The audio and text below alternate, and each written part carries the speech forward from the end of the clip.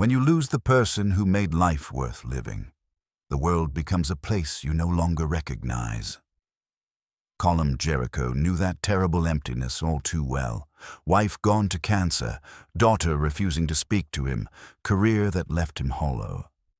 At 54, broken and alone, he bought an abandoned hospital for $50. The building hadn't been touched in decades. Locals refused to talk about it. County records stopped in 1974. Colm wasn't looking for answers. He was looking for peace. Then the lights started flickering. Whispers echoed through empty halls. In a sealed drawer, he found journals written in his dead wife's handwriting. What was buried in those pages? Before we jump back in, tell us where you're tuning in from, and if this story touches you, make sure you're subscribed, because tomorrow I've saved something extra special for you. There was a time when Colm Jericho believed he could save anyone. 26 years in emergency medicine had taught him the precise pressure needed to restart a heart, the exact angle to insert a chest tube, the split-second timing that separated life from death.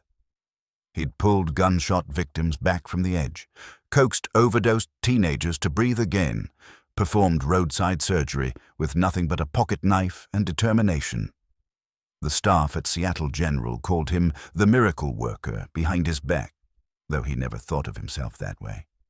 He was just a man who refused to quit, who believed that persistence and skill could overcome any trauma. That was before Sarah. They'd met during his residency, both of them exhausted and running on coffee and adrenaline during a 72-hour shift. Sarah was a nurse in pediatrics, with gentle hands and a voice that could calm even the most terrified child. She had a way of making the sterile hospital environment feel warmer, more human. When she smiled at him across the nurses' station that first time, Colm felt something shift in his chest, a sensation entirely different from the clinical precision he'd spent years cultivating. Their courtship happened in stolen moments between traumas. Coffee in the cafeteria at 3 a.m, quiet conversations in the supply closet when the chaos momentarily subsided, a first kiss in the parking garage as dawn broke over the city. Sarah understood the weight of the work in a way civilians never could. She knew why he sometimes went silent after losing a patient, why certain cases haunted him for weeks. She didn't try to fix him or minimize the darkness. She simply sat with him in it, her hand in his, until he could breathe again. They married in a small ceremony at a bed and breakfast overlooking Puget Sound. Sarah wore a simple white dress and carried lilies, her favorite flower. Colm's hands shook as he slipped the ring onto her finger, overwhelmed by the improbable gift of being loved by someone so completely good. His vows were brief but honest. I promise to be here. I promise to try. Promise to love you even when I'm too tired to remember my own name. Maggie arrived 2 years later, a squalling, red-faced miracle who transformed their lives in ways Colm hadn't anticipated. Fatherhood terrified him initially, the sheer vulnerability of this tiny creature who depended on him for everything. But Sarah was patient, teaching him how to hold their daughter, how to interpret her different cries, how to find joy in 3 a.m. feedings. Maggie had Sarah's green eyes and his stubborn chin. She was fierce and tender in equal measure, a perfect combination of both parents. For nearly 2 decades, their life had a rhythm. Colm worked the ER, Sarah moved into hospital administration, and Maggie grew up understanding that both her parents saved lives for a living. They had dinner together most nights, even if Colm arrived late and exhausted. They took vacations to the Oregon coast, renting the same cabin every summer where Maggie would collect shells and build elaborate sand fortresses. Sarah would read paperback mysteries in a beach chair while Colm attempted to surf, usually ending up waterlogged and laughing. The diagnosis came on an otherwise ordinary Tuesday. Sarah had mentioned feeling tired for months, dismissing it as stress from her new position. But the bruising wouldn't stop, and finally, Colm insisted she see someone. Acute myeloid leukemia. Stage 4. The oncologist's words echoed in Colm's head like a cruel joke. He was a doctor. He should have seen the signs earlier. He should have recognized the symptoms his wife had been living with. The next 18 months were a descent into a special kind of hell. Chemotherapy ravaged Sarah's body, stealing her hair, her energy, her ability to keep down food. Colm threw himself into research, consulting with every specialist he could find, chasing experimental treatments and clinical trials. He stopped sleeping, surviving on caffeine and desperation. Maggie, 17 and terrified, withdrew into herself, spending hours in her room, unable to watch her mother's deterioration. Sarah endured it all with a grace that broke Colm's heart. Even as her body failed, she worried about him and Maggie. She made him promise to take care of himself, to not let work consume him. She wrote letters to Maggie for future milestones, graduation, wedding day, first child. She arranged her own funeral, chose her favorite hymns, picked out the lilies for her casket. The end came on a February morning, snow falling softly outside the hospital window. Colm had been at the bedside for 3 days straight, refusing to leave. Maggie was there too, holding her mother's other hand. Sarah's breathing had become labored, each inhale a struggle. The hospice nurse had warned them it would be soon. At 6:47 a.m., Sarah opened her eyes one final time. She looked at Colm with such love, such forgiveness for all the ways he'd failed to save her. Her lips moved, forming words he could barely hear. "Let me go." And then she was gone. Colm felt something shatter inside himself in that moment. All his training, all his experience, all the lives he'd saved, none of it mattered. He couldn't save the one person who mattered most. He was a fraud, a failure wearing a white coat and pretending he had power over death. The funeral was a blur. Colleagues from the hospital filled the church, offering condolences that felt hollow. Maggie stood beside him, dry-eyed and rigid, her grief locked so deep inside that Colm couldn't reach her. He tried to hug her during the service, but she pulled away, her body language screaming rejection. The breaking point came at the reception afterward. They were in the church basement, surrounded by casserole dishes and well-meaning friends. Colm had been drinking, whiskey in his coffee, trying to numb the agony. Maggie approached him, her face pale and furious. "You killed her," she said quietly, but with such venom that Colm actually stepped back. "Maggie, that's not... You were never there. During treatment, during the worst of it, you were at the hospital saving strangers while Mom was dying. You loved being a hero more than being a husband." The accusation hit him like a physical blow. "I was trying to work, to keep us afloat financially. You were running away," Maggie spat. "Because you couldn't fix her, so you gave up. You let her die alone while you were in some emergency room pretending you still mattered." Colm's response came from a place of pain and exhaustion and too much alcohol. "Where were you, Maggie? You spent months hiding in your room. You barely visited her in hospice. At least I was trying." Maggie's face crumpled, and for a moment Colm saw the terrified child beneath the anger, but then her expression hardened into something cold and final. "Don't call me," she said. "Don't come by. I can't look at you without seeing everything we lost." She walked out of the church and Colm let her go. He told himself she needed time, that grief made people cruel, that she'd come back when she was ready. But days turned to weeks, and weeks turned to months. His calls went to voicemail, his texts were ignored. Maggie had cut him out of her life completely, and he couldn't blame her. Everything she'd said was true. The 6 months after Sarah's death and Maggie's rejection became a dark period, Colm barely remembered. He continued working the ER, but his judgment started slipping. He made small mistakes, overlooking symptoms, misreading charts.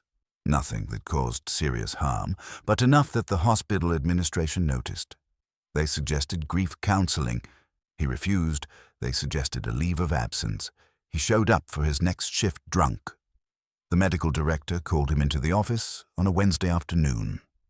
Dr. Patricia Chen had been Colm's mentor during residency, had advocated for his promotions, had trusted him with the most critical cases. Now she looked at him with a mixture of disappointment and pity that made him want to crawl under the desk. "You're done, Colm," she said gently. "Effective immediately. Resign or we'll put it on your record. I'm trying to save your license, but you have to stop before you hurt someone." He resigned, packed his locker, turned in his badge, walked out of Seattle General for the last time. The building where he'd spent more than half his life, where he'd met Sarah, where he'd saved hundreds of lives. He left it all behind without looking back. The next months were aimless wandering. He sold the house. Too many memories. Too much Sarah in every room. Bought a used truck and drove. No destination, no plan. He slept in motels along forgotten highways, ate at truck stops, avoided mirrors because the man looking back was a stranger. The wedding ring Sarah had given him hung on a chain around his neck. He couldn't bear to wear it on his finger, but he couldn't take it off either. He found himself in small towns across Montana, Idaho, eastern Washington. Places where nobody knew him, where he could be anonymous. He'd park near forests and walk for hours, trying to outrun the thoughts that chased him. Sometimes he'd stop at bars, drinking until the bartender cut him off. He knew he was spiraling, destroying himself slowly, but he couldn't seem to stop. What was the point of living when everyone he loved was either dead or wanted nothing to do with him? It was in a motel room in Spokane, scrolling mindlessly through his phone at 2 a.m, that Colm found the listing. He wasn't looking for anything in particular, just letting his thumb swipe through random real estate websites, a kind of meditation through repetition. Then he saw it. Historic hospital building, Ashmont, Montana. As is sale. $50. $50. The price of dinner for 2. He clicked on the listing, expecting a scam or a typo. But the details were legitimate, or at least they seemed to be. A 1940s-era hospital that had been abandoned since 1974. 3 floors, basement, approximately 40,000 square feet. No utilities confirmed, structure unknown, buyer responsible for all inspections and repairs. The photos showed a building being slowly consumed by vegetation, broken windows like dead eyes, staring at nothing. There was something about it that caught Colm's attention. Maybe it was the sheer absurdity of the price. Maybe it was the fact that it was a hospital. His old world, his old life, frozen in time. Or maybe it was the strange pull he felt looking at the images, a sense that this place was waiting for him specifically. He called the number listed. A young woman answered, sounding surprised to hear from anyone. "You're interested in the hospital property?" she asked, disbelief in her voice. "Maybe. What's the catch?" "No catch. The county's been trying to offload it for years. It's a liability, dangerous structure, probably full of asbestos, sitting on valuable land.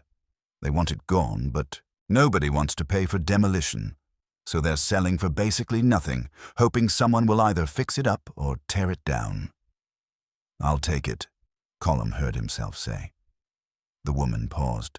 "Don't you want to see it first? Get an inspection." "I'll take it as is. $50, right?" "Sir, I should tell you, there are stories about that place. Locals won't go near it. The previous owners all backed out. I'll bring cash tomorrow. Where's your office?"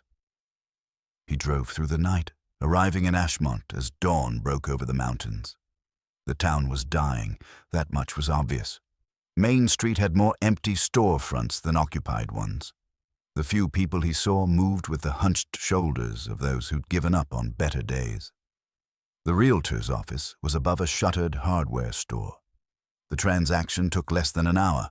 The young woman, her name tag read Emily Watts, seemed eager to be done with the whole thing.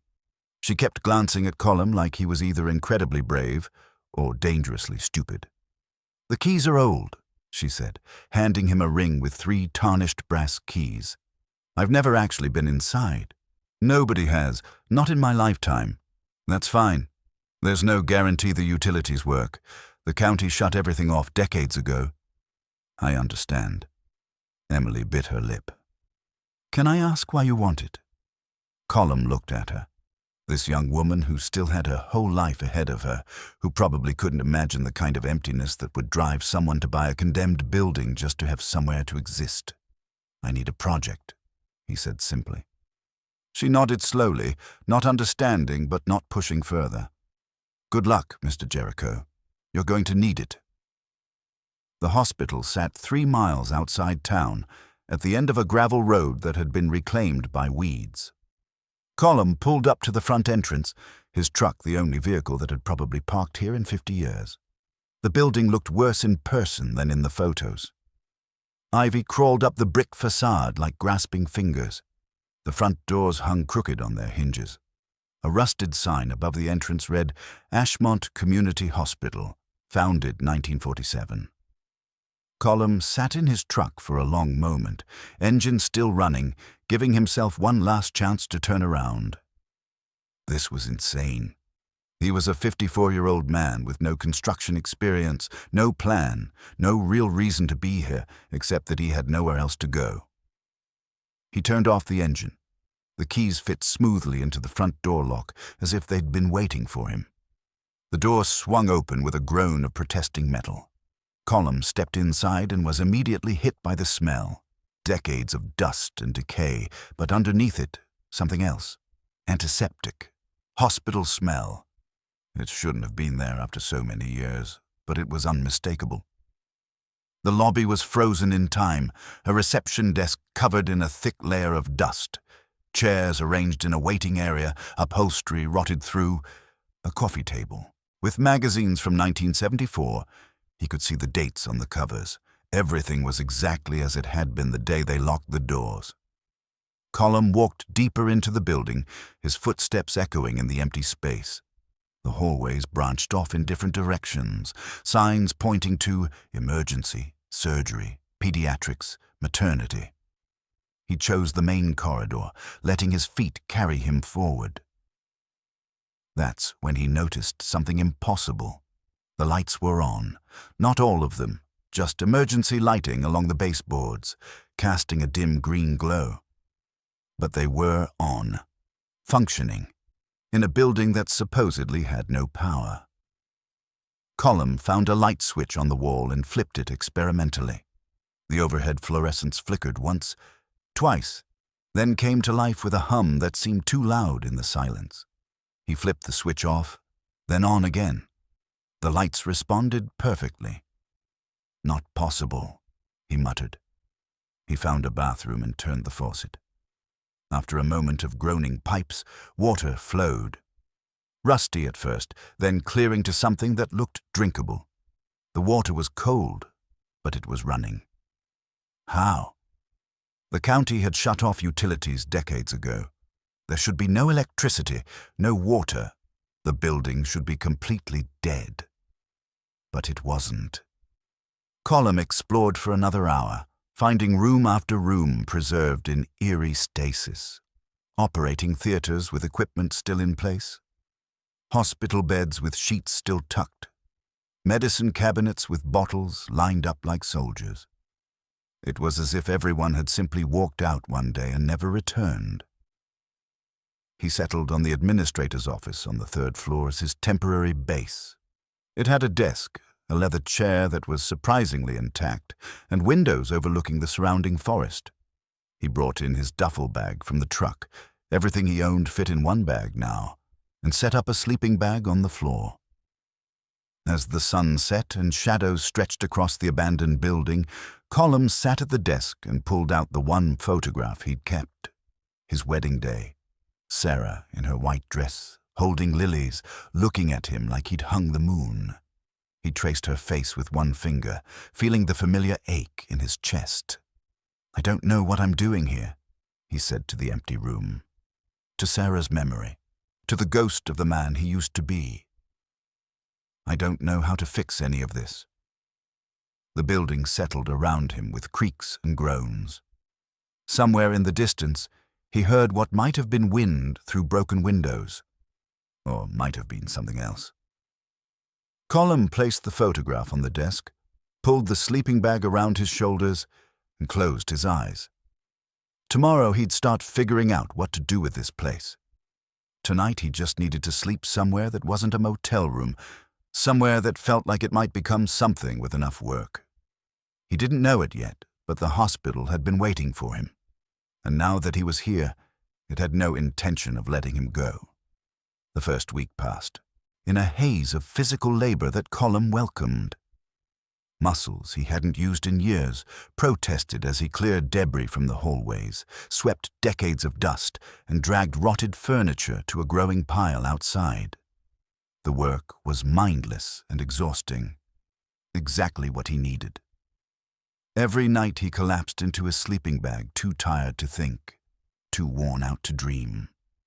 He avoided certain areas of the hospital. The pediatric ward felt too heavy with echoes of children who'd been treated there. The maternity wing reminded him of the day Maggie was born, of Sarah's exhausted smile as she held their daughter for the first time.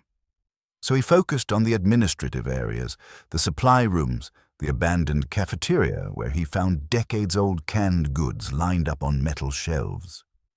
The electricity and water continued to function perfectly, which should have bothered him more than it did. Colm was a rational man, a scientist by training.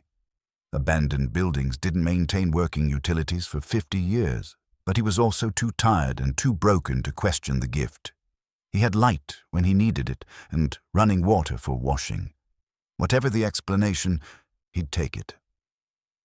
On the 8th day, he decided to explore the surgical wing. Operating Room 3 sat at the end of a long corridor, tiled in the institutional green common to mid-century hospitals. The door was heavy steel with a circular window, the glass long since clouded with grime. Colm pushed it open and was struck immediately by how intact everything was. 3 surgical lights hung from the ceiling like metallic flowers. An operating table dominated the center of the room, its leather restraints still buckled as if waiting for a patient. Instrument trays lined the walls, their contents glinting dully in the light filtering through dirty windows. He moved through the space slowly, taking inventory. Scalpels and forceps, retractors and clamps, all the tools of his former trade laid out as if for an operation that never happened. There was something deeply unsettling about it, this frozen moment of medical readiness, with no patients, no surgeons, no purpose. That's when he noticed the drawer. It was set into the wall near the scrub station, a stainless steel cabinet with a small placard that read, "Sterile storage." But unlike everything else in the room, this drawer showed signs of recent attention. No dust covered its surface. The handle gleamed as if it had been polished. Colm's hand hesitated over the handle. Some instinct warned him that opening this drawer would change things in a way he couldn't predict or control. He almost walked away. Almost. He pulled the handle. Inside, arranged with careful precision, were 5 leather-bound notebooks. They were identical, dark brown covers about 8 inches tall, bound with black cord. Each one had a year embossed on the spine in faded gold lettering, 1974. Colm lifted the first journal out carefully. The leather was surprisingly supple, well preserved, despite the decades. He opened to the first page and froze. The handwriting was Sarah's. Not similar, not reminiscent. Exactly Sarah's, the distinctive way she formed her lowercase AE with the extra curl, the slight backward slant to her letters. Even the pressure of the pen that created thicker downstrokes. He'd seen her handwriting on grocery lists and birthday cards and medical charts for 26 years. He knew it better than his own. But that was impossible. Sarah had been 6 years old in 1974. She couldn't have written these journals.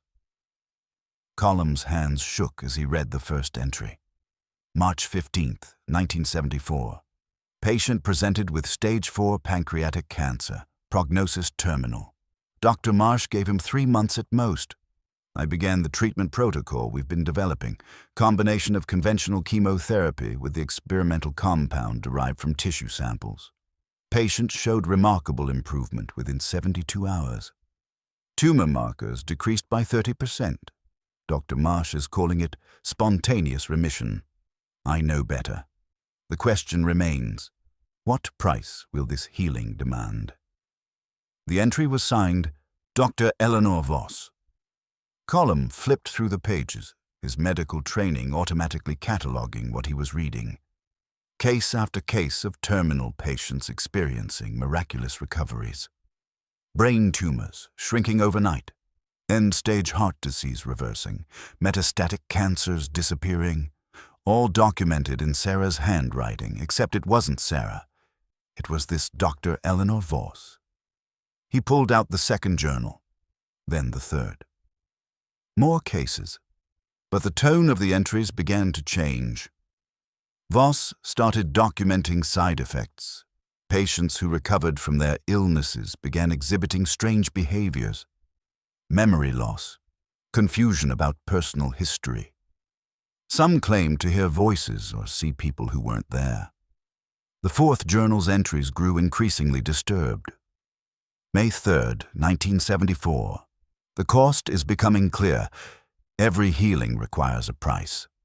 Not from the patient, but from those around them.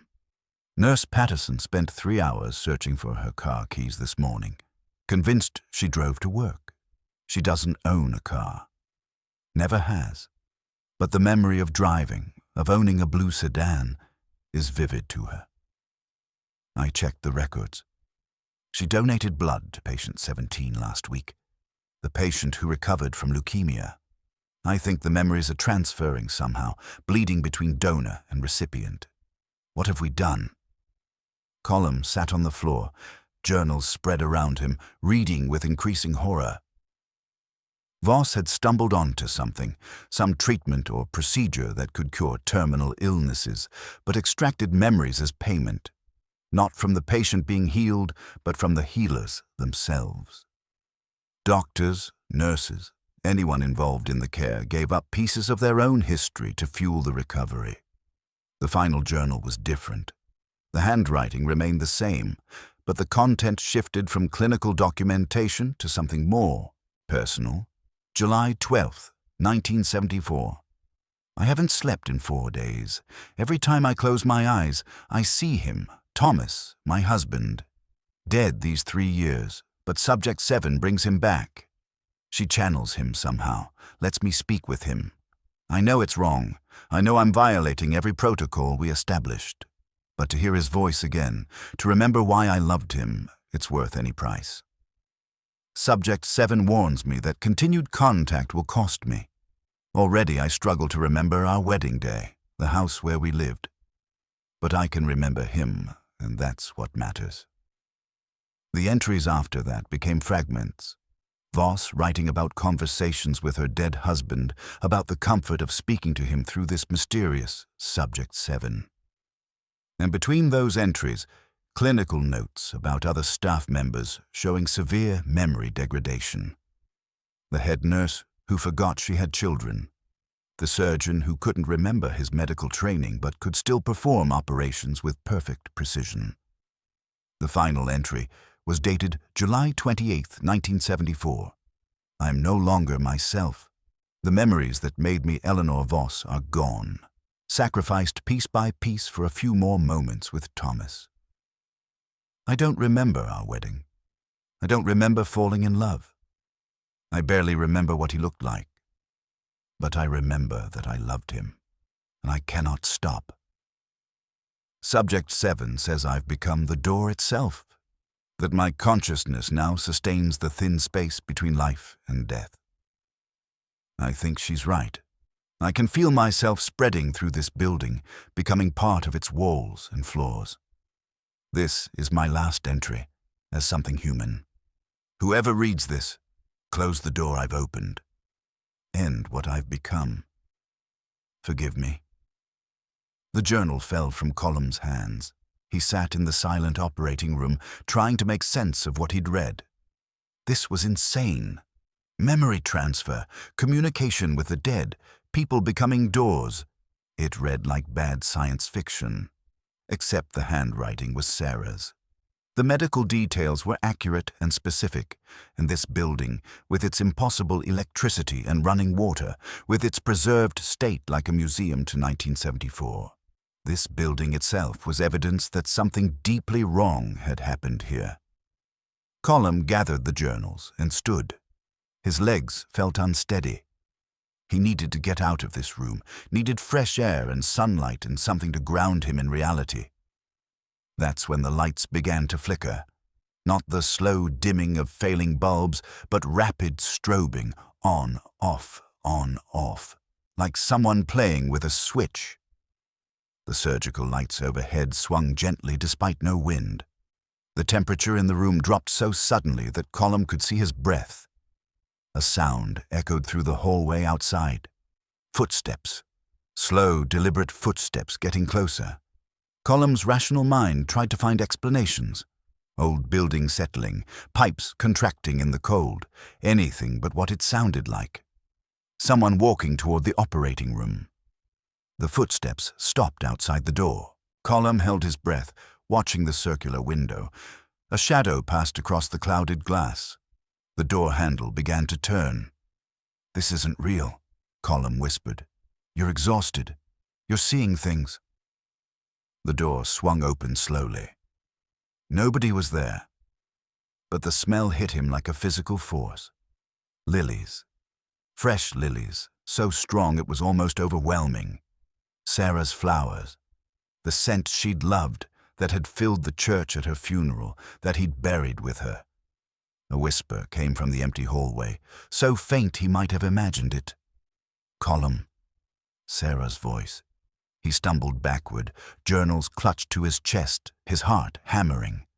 This wasn't possible. Sarah was dead, buried, gone. He'd watched them lower her casket into the ground. "Not real," he said louder. "You're not real." The whisper came again, closer now. "Find me." The lights stopped flickering, the temperature normalized. The scent of lilies faded gradually, leaving only the sterile smell of the abandoned hospital. Colm stood alone in operating room 3, breathing hard, every nerve screaming at him to run. To get in his truck and drive away from this place and never look back. Instead, he looked down at the journals in his hands, at Sarah's handwriting, or Eleanor Voss's handwriting that looked exactly like Sarah's, at the impossible connection between his dead wife and this building. "What are you?"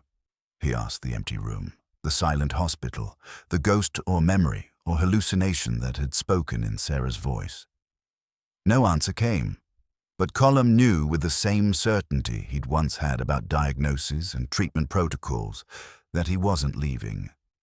Something had drawn him here, whether fate or coincidence or Sarah herself reaching across death. He'd bought this hospital for $50, thinking he was buying a chance to rebuild his life. Now he understood he'd bought a mystery written in his wife's handwriting in a building that refused to die, and he was going to solve it. Colm spent the next morning in Ashmont's public library, a small brick building that looked as forgotten as the rest of the town. The librarian was a woman in her 70s with silver hair pulled into a tight bun and eyes that assessed him with obvious suspicion. "Help you?" she asked, not looking up from the book she was processing. "I'm looking for information about the old hospital, Ashmont Community Hospital. I'm the new owner." Her hands stilled on the book. She looked at him then, really looked at him, her expression shifting from suspicion to something that might have been pity. "You bought that place?" "Yes, ma'am. I'm trying to understand its history. The records seem to stop in 1974. "There's a reason for that." She set down the book and folded her hands on the desk. "I'm Martha Keene. Been running this library for 42 years. I was here in 74 when the hospital closed." "What happened?" Martha studied him for a long moment, as if deciding whether he could handle the truth. Finally, she stood and gestured for him to follow. She led him to a back room lined with filing cabinets and boxes of old newspapers. "County Archives," she explained, pulling out a drawer labeled 1974. "Most people don't want to remember what happened that summer. Town prefers to pretend the hospital never existed." She extracted a manila folder and handed it to Colm. Inside were photocopied newspaper articles from the Ashmont Gazette. The headlines told a story. "Community Hospital Reports Unprecedented Recovery Rates." "Medical Miracle or Misdiagnosis."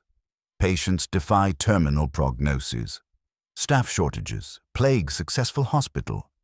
"Dr. Eleanor Voss Missing." "Hospital Closes Indefinitely." Colm read through the articles carefully. The first few were celebratory, praising the hospital's remarkable success rate with terminal patients. But the tone shifted quickly. Staff began quitting without explanation. Nurses reported memory problems and confusion. Family members of patients complained about personality changes in their loved ones who'd been treated. Then, on July 29, 1974, Dr. Eleanor Voss failed to show up for her shift. A search of her home found it empty, as if she'd never lived there. Her car was in the driveway. Her belongings were all in place, but Eleanor Voss herself had vanished. The hospital closed 3 days later. The county health department cited irregularities in patient care and revoked the facility's license. The building was locked, and as far as Colm could tell from the articles, nobody had gone inside since. "What happened to the patients?" Colm asked. "Transferred to other facilities." "Most of them." Martha's expression darkened. "There was one they couldn't move. A young woman in the psychiatric ward. The articles don't mention her, but I remember. They called her Patient 7, though that wasn't her real name." Colm's pulse quickened. Subject 7 from the journals? What was wrong with her? Depends who you ask. The official diagnosis was schizophrenia with delusions, but the nurses who worked with her, the few who'd talk about it, said she could do things, know things she shouldn't. She'd tell patients about their dead relatives, describe rooms in houses she'd never visited. Some people thought she was psychic, others thought she was possessed. "What do you think?" Martha met his eyes steadily. "I think some doors are meant to stay closed, Mr. Jericho. And I think you should sell that property and leave Ashmont before you open something that can't be shut again." Colm ignored the warning and pressed on. "Do you have any photographs of Dr. Voss?" Martha hesitated, then pulled out another folder. Inside was a newspaper photo from 1972 showing the hospital's medical staff. Dr. Eleanor Voss stood in the center, a woman in her early 40s with dark hair pulled back from her face, wearing a white coat and a professional smile. Colm felt the air leave his lungs. The resemblance to Sarah was uncanny. Not identical, but close enough that they could have been sisters. The same bone structure, the same slight dimple in the left cheek, even the same way of tilting her head slightly when looking at the camera. "She looks familiar," Martha observed, watching his reaction. Colm's voice caught. "She looks like my late wife." "I'm sorry for your loss." Martha's tone softened slightly. "But that should tell you something, shouldn't it? Whatever's in that hospital, it's connected to you personally. That's not coincidence."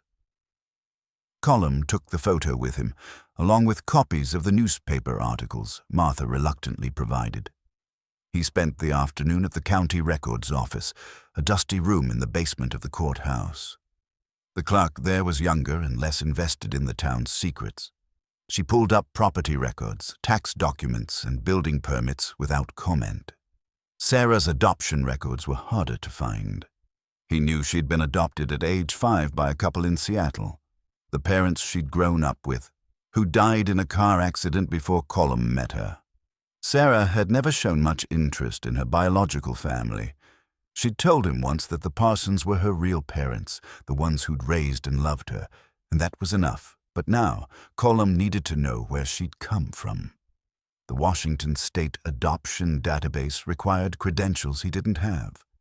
But a helpful clerk, moved by Colm's explanation that he was trying to understand his late wife's medical history, bent the rules slightly. She couldn't give him the original birth certificate, but she could confirm that Sarah Marie Parsons, born 1968, had been adopted from Montana, more specifically, from Ashmont. Colm sat in his truck outside the courthouse, hands gripping the steering wheel hard enough that his knuckles went white. The connections were too many to be random. Sarah had been born in Ashmont in 1968. Eleanor Voss had disappeared in Ashmont in 1974. The journals written in Sarah's handwriting, the physical resemblance between the two women. He pulled out his phone and did something he'd been avoiding. He called Maggie's number, knowing it would go to voicemail, just to hear her voice on the recording. "Hi, this is Maggie. Leave a message." Brief, impersonal. The voice of someone who didn't want to be contacted. Colm listened to it 3 times before hanging up without leaving a message. What would he even say?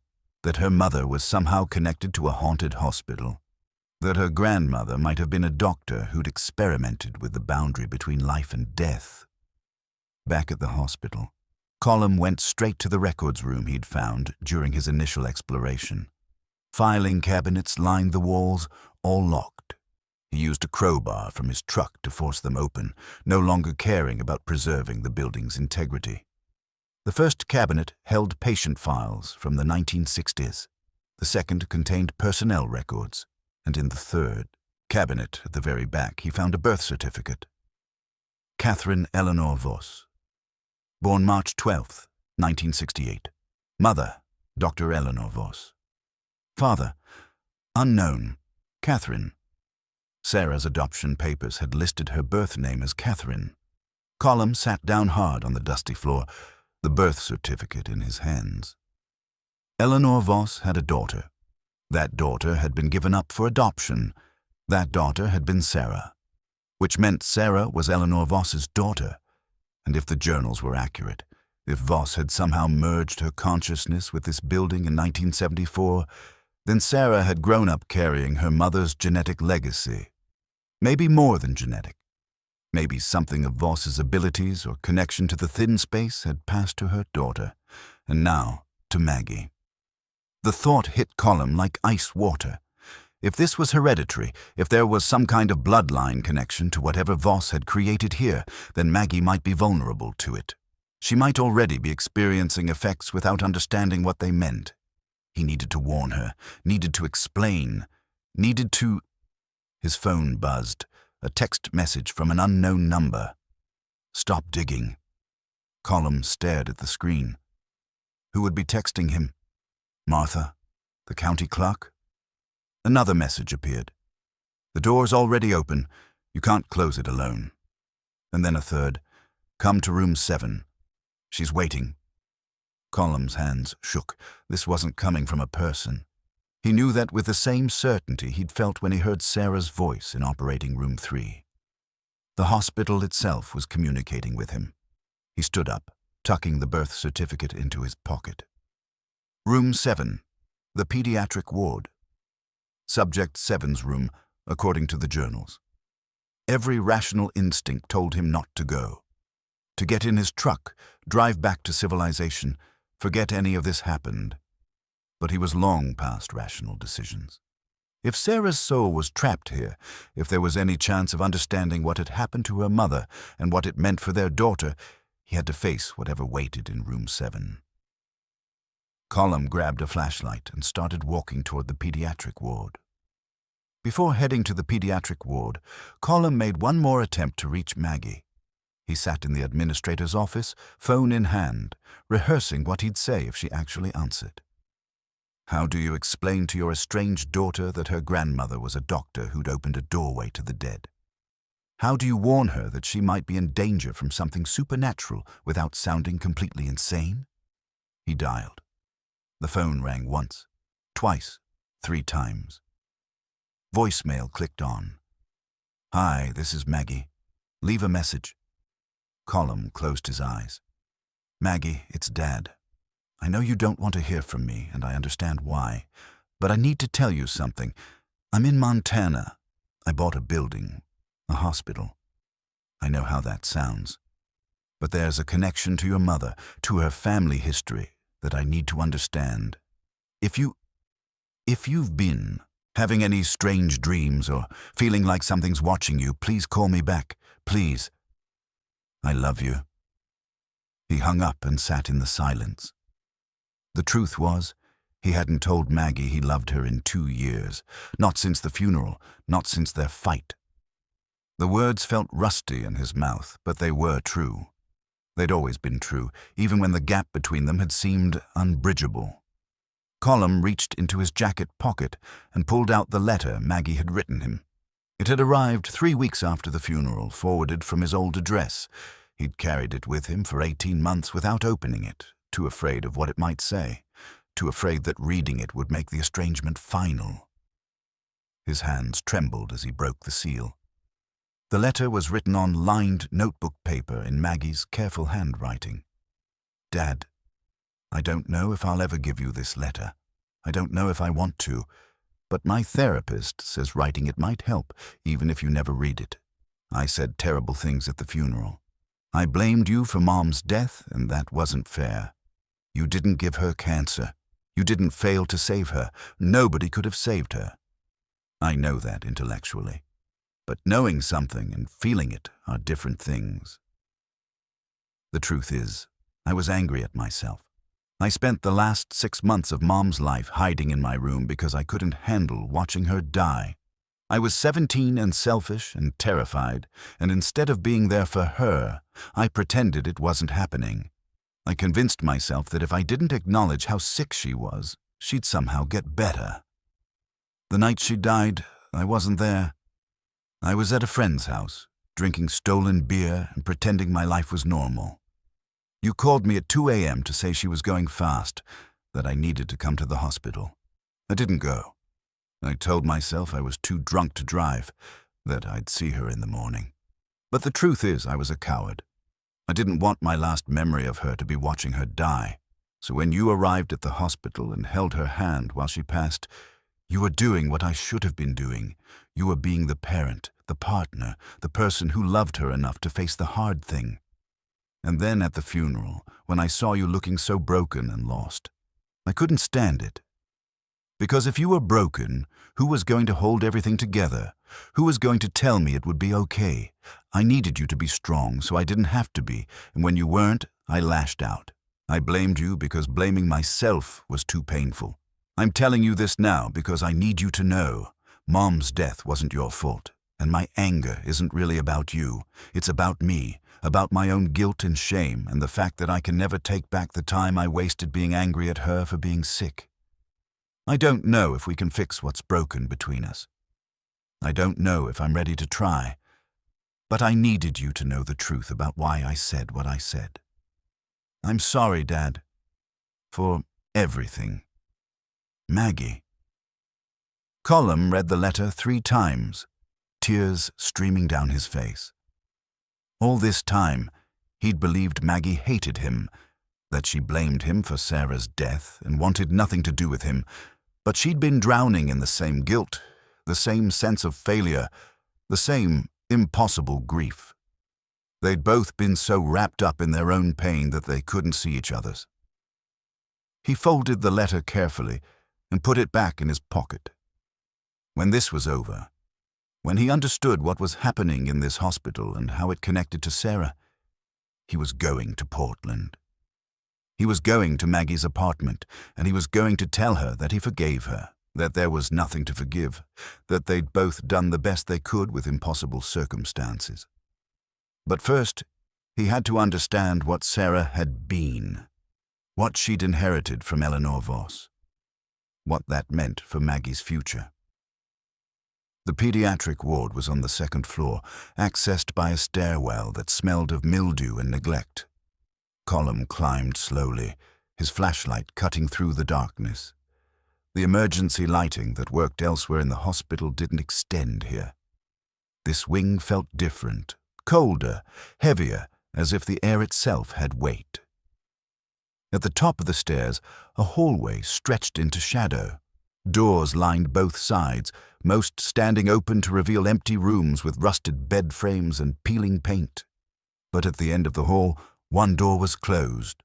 A small placard beside it read, "Room 7." Colm approached slowly. With each step, the temperature dropped. By the time he reached the door, his breath came out in visible puffs. His hand touched the doorknob and found it ice cold. He pushed the door open. Room 7 was smaller than he'd expected. A single hospital bed dominated the space, still made up with faded blue sheets.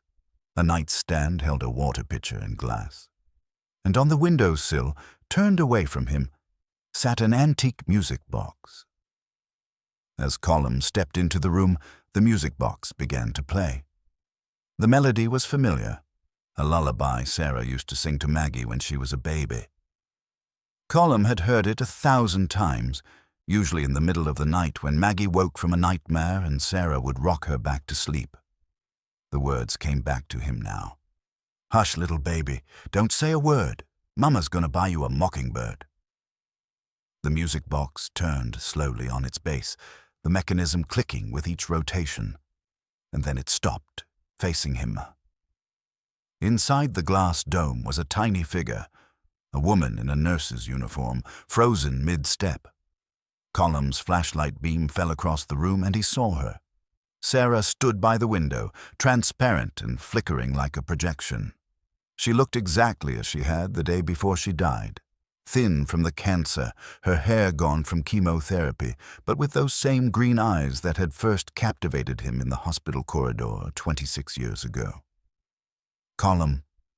Her voice was a whisper, barely audible over the music box's fading notes. "You need to let me go." "Sarah." His voice broke. "Is it really you? What's left of me?" She moved closer and he could see through her to the wall behind. "I'm not entirely her anymore. I'm not entirely myself. I don't understand. My mother, Eleanor Voss, opened a door between life and death. She thought she could control it, use it to heal people. But the door needed an anchor, someone to hold it open. She became that anchor. Her consciousness merged with this place. I found your birth certificate. I know you were her daughter." Sarah's ghost, or whatever she was, smiled sadly. "I didn't know. Not while I was alive. But after I died, when my soul should have moved on, I felt myself being pulled here. To this hospital, to the place where my mother still exists in some form. I'm trapped, Colm, caught between her consciousness and my own, unable to move forward or back. How do I free you? You close the door, permanently, sever the connection my mother created." Sarah's form flickered, becoming less solid. "But there's a cost. The door won't go quietly. It feeds on grief, on the desperate desire to speak with the dead one more time. It will offer you everything. A chance to be with me again, to heal what was broken between you and Maggie, to undo all your regrets. And if I accept, you become the next anchor. Your consciousness replaces my mother's, and the door stays open. And eventually, Maggie will be drawn here too. The connection is hereditary. She carries my mother's blood, and the door will want her." Colm felt ice forming in his stomach. "Maggie's in danger?" "Not yet, but the longer the door stays open, the stronger its pull becomes. I've felt it reaching for her in her dreams. If you don't close it soon, she'll be pulled in just like I was. Tell me how to close it." Sarah's image was fading now, becoming harder to see. "The journals. My mother left instructions in the final journal, a ritual to seal the breach. But Colm," her voice was barely a whisper, "if you do this, I'm gone. Forever. No afterlife, no heaven, no chance of meeting again. The ritual will unmake what I've become. You'll never see me or hear from me again, even after your own death." The magnitude of what she was asking hit him like a physical blow. To save Maggie, he had to completely destroy any hope of being with Sarah again. He had to choose between his wife and his daughter. except Sarah was already dead, and Maggie was still alive and needed protecting. "I understand," Colm said, his voice steady despite the tears on his face. "I'll do it. I'll close the door." Sarah's ghost smiled, and for a moment she looked solid again, looked alive. "That's why I loved you. You always knew what needed to be done, even when it broke your heart to do it." "I failed you," Colm whispered. "When you were sick, You were there when it mattered." Sarah's form was dissolving now, becoming wisps of light. "You held my hand. You told me it was okay to let go. That's what I needed. Not a miracle cure. Just you, loving me enough to let me die with dignity. I love you, Sarah. I never stopped." "I know, and I need you to love Maggie more.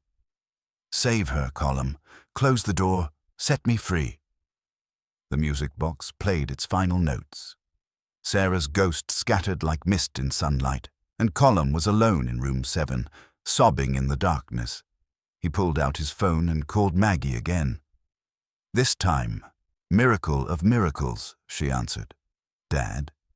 Her voice was wary, confused. "I just got your message. What's going on?" "Maggie." Colm wiped his eyes, trying to steady his voice. "I know you don't want to hear from me. I know I don't deserve your time, but I need to know. Have you been having strange dreams? Nightmares about your mother?" A long pause. When Maggie spoke again, her voice was smaller, frightened. "How did you know that?" "Tell me about them. I've been dreaming about Mom for weeks. She's trapped somewhere, calling for help. There's this old building, a hospital, I think, and she's stuck inside it, and she keeps saying my name." Maggie's breath caught. "Dad, what's happening to me? Am I going crazy?" "No, sweetheart. You're not crazy, but I need you to listen to me very carefully." Colm explained everything to Maggie over the phone. The hospital, the journals, Eleanor Voss, the supernatural connection that bound their family to this place. He expected her to hang up, to dismiss him as delusional or suffering a breakdown. Instead, she listened in silence until he finished. "The dream started about a month ago," Maggie said quietly. "Right around the time you bought the hospital, right?" "Yes." Colm hadn't made that connection until now. "The moment I signed the papers, the door must have sensed you. You're Eleanor Voss's granddaughter. You carry the bloodline that keeps it anchored. What do I do?" "Stay away from here. Don't come to Montana. Don't try to investigate on your own. I'm going to close the door, end this permanently, but I need you safe while I do it." "Dad," Maggie's voice cracked. "The dreams are getting worse. Last night I woke up and couldn't remember where I was. I thought I was in a hospital room like I'd been there for years. It took me 20 minutes to remember my own apartment." Colm's grip tightened on the phone. The door was already pulling at her, trying to draw her in. He was running out of time. "Listen to me, Maggie. I need you to do something for me. Find iron. Old iron, a horseshoe, antique keys, anything made of iron that predates 1950. Keep it near you when you sleep. Iron disrupts spiritual connections.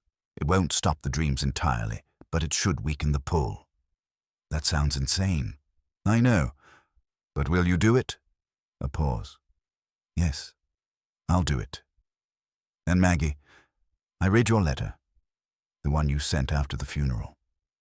He heard her sharp intake of breath. "You actually read it. I should have read it sooner. I was too afraid. But I want you to know, you have nothing to apologize for." "Nothing. Your mother and I, we both understood how hard it was for you. We never blamed you for anything." Maggie was crying now, soft sounds she tried to muffle. "I miss her, Dad. I miss her so much." "I know, sweetheart. I miss her too. But we're going to get through this together. I'm going to fix this, and then I'm coming to see you, if you'll let me." "I'd like that," Maggie whispered. "I'd really like that." After they hung up, Colm returned to the journals with new urgency. He spread all 5 volumes across the administrator's desk and began reading systematically, looking for the ritual Sarah had mentioned, the instructions for closing the door. He found them in the final pages of the last journal, written in Eleanor Voss's increasingly erratic handwriting. The sealing requires blood of the seeker and bones of the threshold guardian. The threshold guardian is the first death. Patient 0, James Ashmont, who died in surgery on May 3, 1947, the first soul to pass through this building. His bones anchor the thin space. Without them, the door cannot hold. The ritual must be performed at 3:17 a.m. on the anniversary of the threshold guardian's death, or during the darkest hour of any night when the veil is thin. The seeker must stand in the place where the door was opened, operating room 3, and speak the words of severance while the bones burn. Warning, the door will resist. It feeds on grief and desperation. It will show you what you most desire, offer you what you most crave. It will promise reunion with the dead, healing of old wounds, the chance to undo your greatest regrets. All lies. The door wants to consume you, to make you the next anchor. You must resist its temptations or become what I have become, neither living nor dead, but something in between that serves only the door's endless hunger. Colm read the passage 3 times, committing it to memory. James Ashmont. Patient 0. The first person to die in the hospital, whose death had somehow created the weak point between life and death that Voss had exploited. He needed to find Ashmont's remains. The hospital basement was a labyrinth of storage rooms, maintenance corridors, and old mechanical systems. Colm had avoided it during his initial exploration. Something about the heavy air and absolute darkness had warned him away.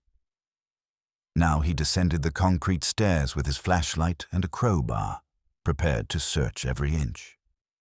The morgue was at the far end of the basement, through a corridor lined with old steam pipes. The door was heavy steel, sealed with a padlock that had long since rusted. Colm smashed it off with the crowbar and pushed the door open.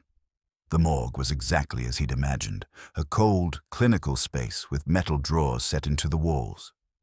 Most stood open and empty, their contents long since disposed of or transferred. But one drawer at the far end was closed and labeled with a brass placard that read, Patient 0, J. Ashmont, 1947, do not disturb. Colm's hands shook as he grasped the drawer handle. This felt like violation somehow, disturbing the dead for supernatural purposes. But Sarah's warning echoed in his mind. Maggie was in danger. The door was reaching for her. He had no choice. The drawer slid open smoothly, as if it had been oiled recently. Inside was a locked metal box about 2 feet long, with another placard. Threshold Guardian, property of E. Voss, emergency use only. The lock was simple, easily broken with the crowbar. Colm opened the box. Inside were bones. Human bones, yellowed with age but remarkably preserved. A skull, ribs, long bones of arms and legs, all arranged with careful precision, and nestled among them a medical identification tag on a chain. James Ashmont, age 23, DOD 53 to 1947, cause surgical complications. Colm lifted the box carefully. The bones rattled inside, and for a moment he could have sworn he heard a voice, young, frightened, asking, "Is it over? Can I rest now?" "Soon," Colm whispered. "I'm going to end this. You'll be able to rest." The voice faded, and he was left holding a box of bones in a morgue beneath a haunted hospital. His life had become something impossible, something that defied every rational principle he'd built his career on. But he was beyond questioning the supernatural now.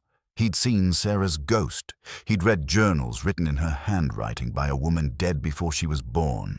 He'd felt the door's presence, its hunger, its desire to consume. He carried the box upstairs and set it in operating room 3, where the ritual would take place.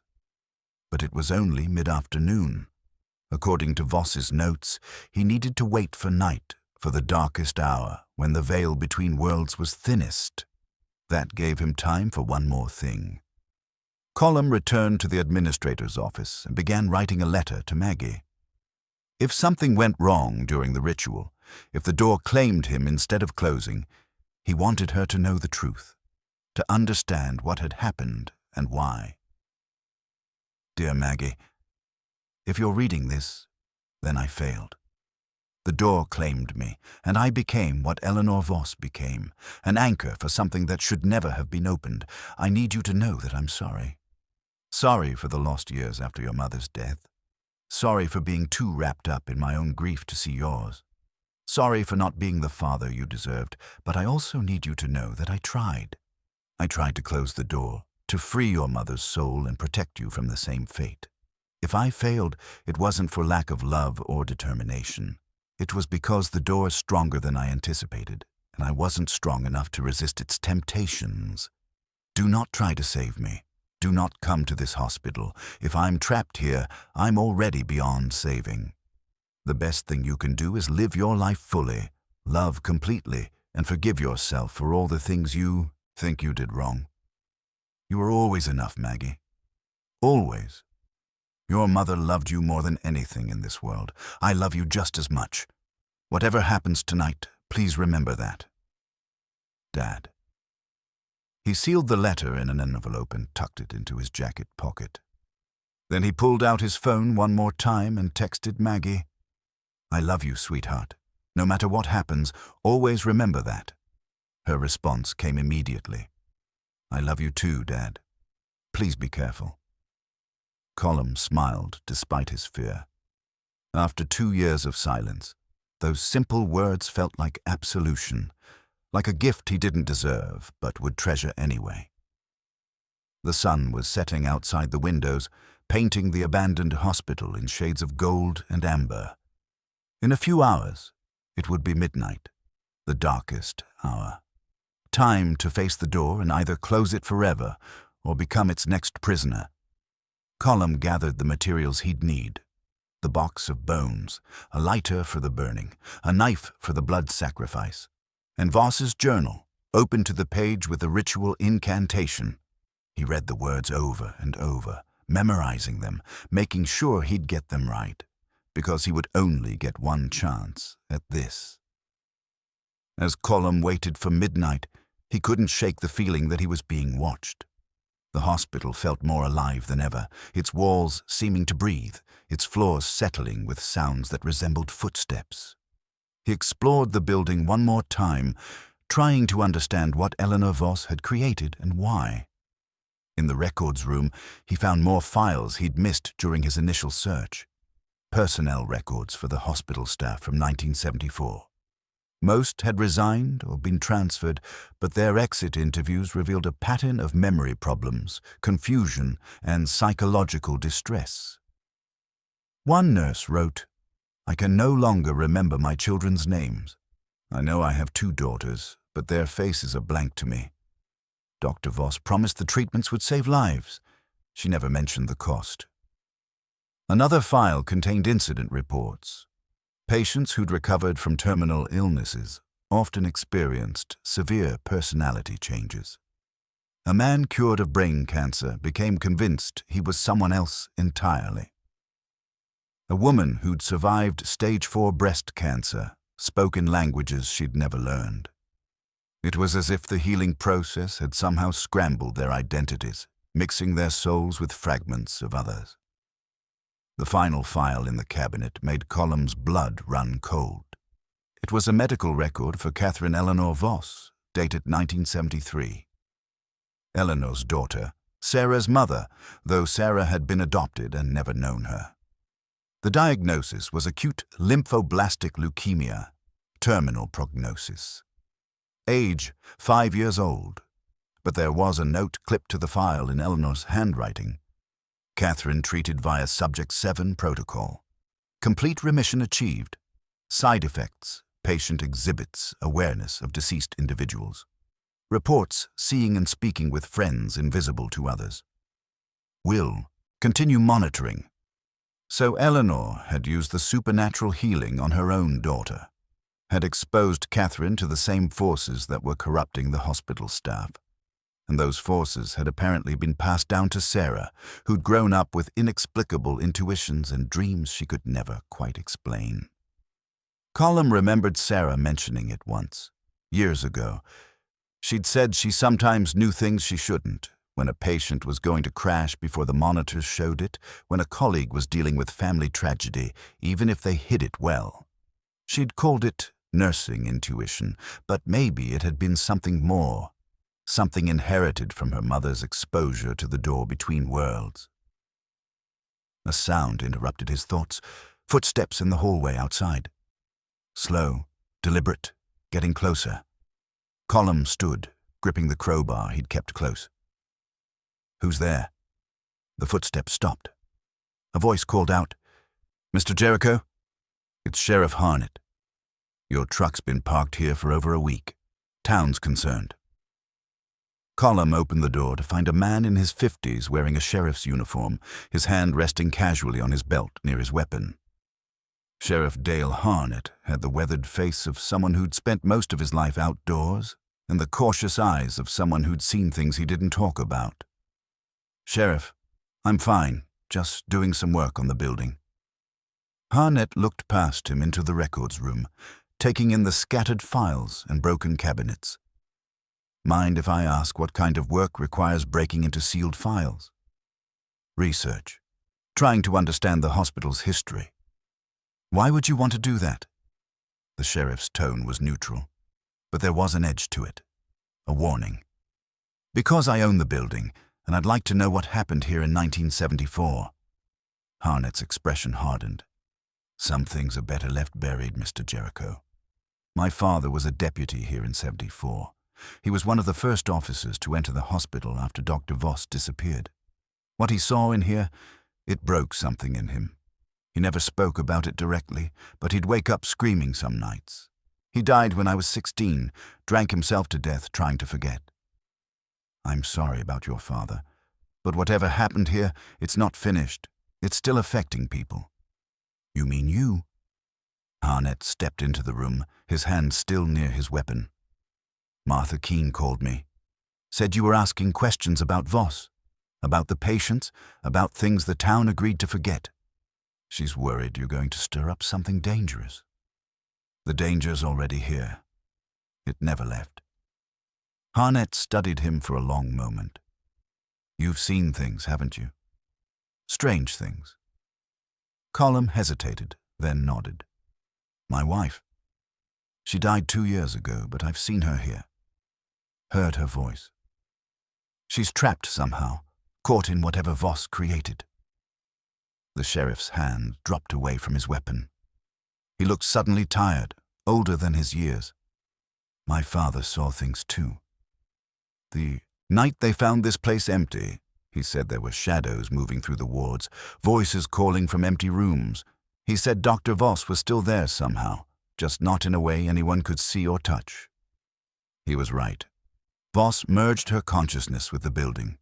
She became the anchor for a doorway between life and death. And my wife's soul got caught in that doorway when she died. Harnett sat down heavily in a chair. "Jesus Christ. So it's real. All of it.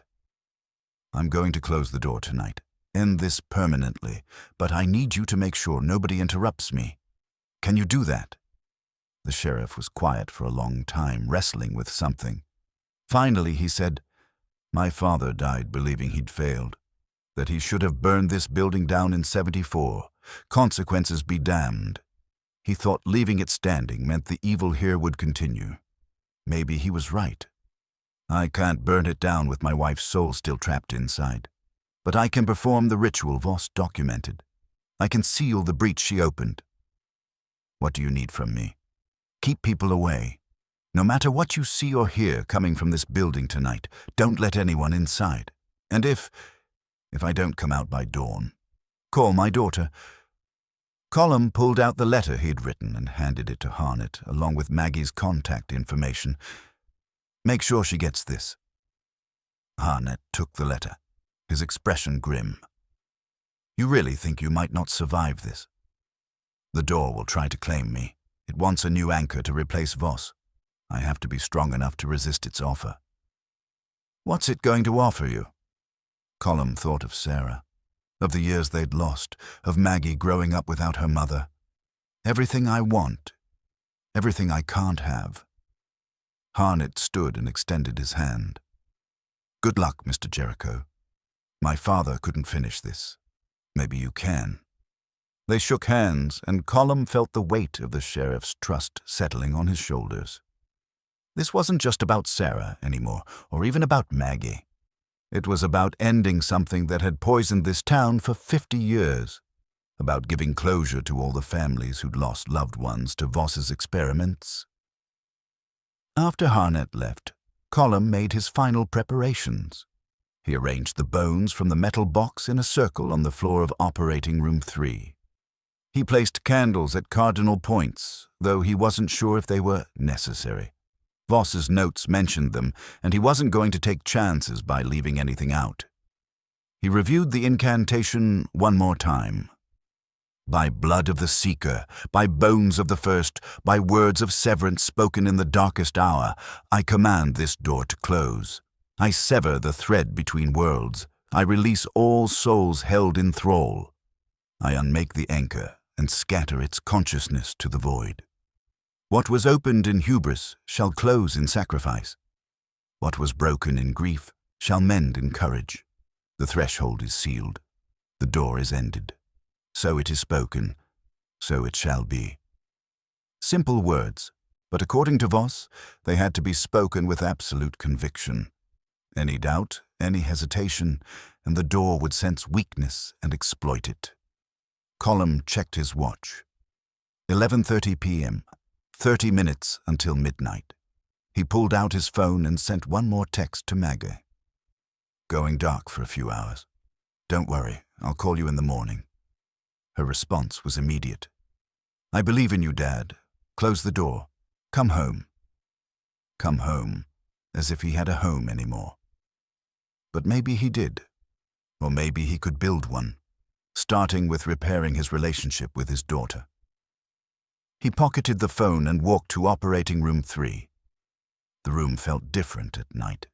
The shadows were deeper, more animate. The surgical lights overhead swayed gently despite no breeze, and the temperature, it had to be 30 degrees colder than the rest of the hospital. Colm stood in the center of the bone circle and pulled out the knife. The ritual required his blood, a physical connection between him and the working. He pressed the blade to his palm and drew it across, wincing at the sharp pain. Blood welled up, dripping onto the bones below. The effect was immediate. The bones began to glow with a faint blue light.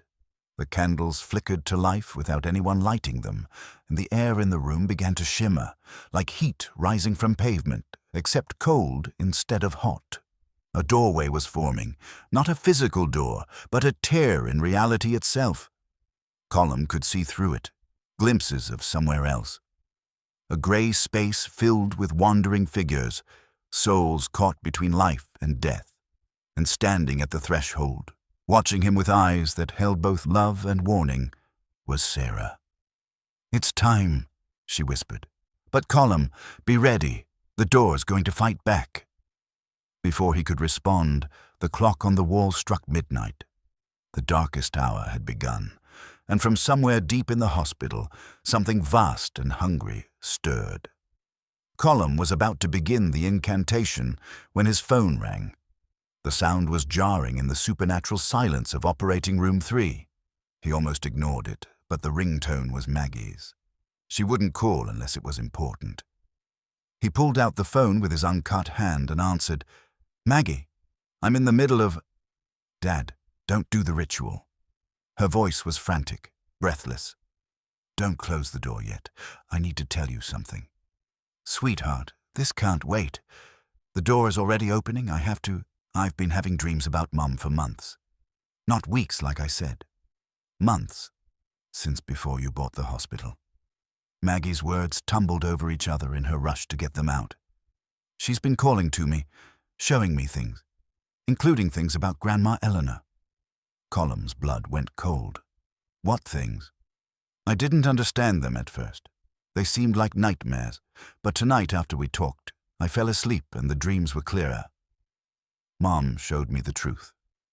Maggie's breath hitched. Dad, Grandma Eleanor didn't just have one child. She had two. The room spun. That's not possible. The records only show she was pregnant when she started the experiments. Catherine was born in 1968, but Eleanor was pregnant again in 1973. She had another daughter and gave her up for adoption immediately. Dad, Mom had a twin sister. Colm's mind raced. Why would Eleanor give up one daughter but keep the other? Because Catherine was sick, dying. Eleanor used the door to save her, but it marked Catherine somehow, made her a conduit for the supernatural forces. Eleanor was terrified the same thing would happen to the second baby, so she gave her up before the door could claim her too. Who was the second daughter? I don't know her name. Mom couldn't show me that. But Dad, she's still alive, and she's been watching you since you arrived in Ashmont. Before Colm could respond, the doorway between worlds flared brighter. Through it stepped not Sarah, but a woman he'd never seen before. She was in her mid-50s, with dark hair streaked with grey and eyes that were achingly familiar. Sarah's eyes, down to the flecks of gold near the pupils. "Hello, Colm," the woman said. "I'm sorry we had to meet this way. My name is Rachel Voss Ashmont, and I'm the daughter Eleanor should have saved." Colm stared at her, trying to make sense of this impossible appearance. "You're Sarah's sister. Twin sister." Rachel moved closer, her form solid despite having emerged from the supernatural doorway. "Eleanor gave me up because she couldn't bear to curse another child with her experiments, but she should have given up Catherine too. Should have let her die naturally instead of binding her to this place. You blame Sarah for surviving. I blame Eleanor for choosing her over me." Rachel's voice was bitter. "Do you know what it's like growing up knowing your mother decided you weren't worth saving? That she looked at two identical daughters and chose one for life and condemned the other to foster care and adoption? Sarah never knew about you. She didn't choose. But she benefited from Eleanor's choice. She got to live. She got to marry you, have Maggie, experience love and family and a full life. While I bounced between homes, never belonging anywhere, always feeling like something was pulling at me." Rachel gestured to the hospital around them. "This place has been calling to me my entire life. The door Eleanor opened. It wants me. It's always wanted me. Because I'm the daughter she rejected, and the door feeds on that kind of pain." Colm's mind was reeling. "Why are you here now?" "Because I'm not going to let you close the door, not when it's finally offering me what I deserve." "What are you talking about?" Rachel smiled, and it was a terrible expression. Sarah's smile twisted by decades of resentment. "The door has made me an offer. If I become the new anchor, replacing Eleanor's fading consciousness, it will give me everything it gave her. The power to heal, the ability to save lives, and most importantly, the chance to finally matter, to be important instead of the daughter nobody wanted. That's the door lying to you. It doesn't grant power. It consumes whoever serves as its anchor. You'll lose yourself, become nothing but a vessel for I don't care." Rachel's voice cracked. "Don't you understand? I've been nothing my whole life. At least as the anchor, I'll be something. I'll have purpose." Sarah's ghost materialized beside Rachel, her form flickering with distress. "Rachel, please. I didn't know about you. If I had, I would have found you, brought you into our family. You can't know that." Rachel's eyes glistened with tears. "You had everything. Parents who loved you, a career, a husband, a daughter. You never had to wonder if you were worth saving." "And I died at 46 from cancer," Sarah said gently. "I didn't get the fairy tale ending you're imagining. Life wasn't kind to me just because Eleanor chose to save me. I suffered too. We all suffer. But at least you mattered to someone." Rachel turned back to Colm. You loved her, grieved her, carried her memory. Who would grieve for me? I have no children, no husband, no family that claims me. If I died tomorrow, who would even notice? Colm understood then. This was the door's real trap. Not offering him Sarah, but presenting him with her damaged, desperate twin sister. A woman whose pain was real and whose loneliness was heartbreaking. The door knew he couldn't destroy Rachel's chance at meaning, even if that meaning came from becoming its prisoner. I would notice. Maggie's voice came through the phone, still in his hand. Rachel, I'm your niece. Sarah was my mother, which makes you my aunt. You have family. You matter to me. Rachel's expression crumbled. You don't even know me. Then let me know you. Let my dad close the door, free Mom's soul, and come meet me. We'll figure this out together. You don't have to become the door's slave to have purpose. It's too late. Rachel's voice dropped to a whisper. I already accepted the offer. Before I came through the doorway, I made a deal. In exchange for becoming the anchor, the door promised to keep Sarah's soul intact. She won't be destroyed when the door closes. She'll just be transferred to a different realm. You could still see her, Colm. Still speak to her. All you have to do is let me take Eleanor's place. Sarah's ghost shook her head frantically. Don't believe her. The door is lying. There is no other realm. If Rachel becomes the anchor, we'll all be trapped. Me, her, and eventually Maggie when the door pulls her in too. Sarah's right. Colm's voice was steady despite his racing heart. I've read Eleanor's journals. I know how this ends. The door doesn't keep promises, it just consumes. You're wrong. Rachel's form began to change, becoming less solid, more like Sarah's ghost. The transformation had already begun. I can feel Eleanor's consciousness fading. In a few minutes I'll replace her completely, and then the door will be mine to control. I can keep my sister's soul safe. I can heal Maggie's nightmares. I can give you all the closure you need. Or you can doom us all to the same trap Eleanor created. Colm gripped the knife tighter, his cut palm throbbing. Rachel, I understand your pain. I do. Sarah died and left me hollow. I've spent 2 years wondering if my life had any meaning without her. But becoming the door's prisoner isn't the answer. Please, step back from the doorway. Let me seal it, and then I promise, on everything I hold sacred, that I'll help you find your family. You won't be alone anymore. Rachel hesitated, her transformation pausing mid-shift.